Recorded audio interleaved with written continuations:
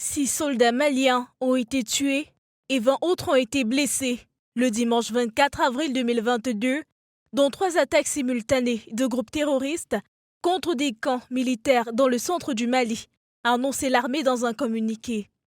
Ces assauts revendiqués par un groupe allié à Al-Qaïda ont visé les 3 camps de Sévaré, Bafo et Niono.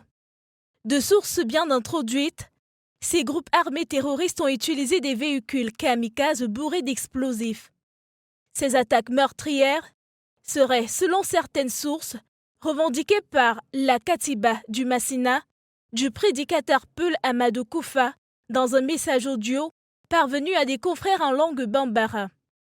Rappelons par ailleurs que le Kaliba du Massina est subordonné à Iyad Ag Ghali, chef du groupe de soutien à l'islam et aux musulmans liés à Al-Qaïda.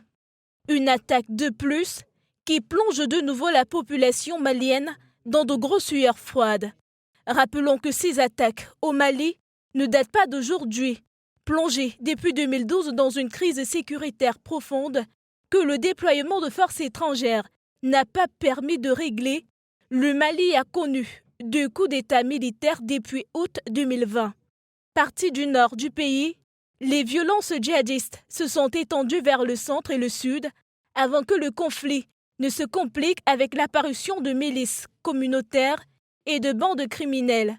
Le conflit a fait des milliers de morts, civils et combattants, et le centre du Mali est actuellement un des principaux foyers de la crise sahélienne. Les militaires au pouvoir depuis 2020 se sont rapprochés de Moscou, en même temps qu'elles se détournaient de la France, engagée militairement dans le pays contre les djihadistes depuis 2013.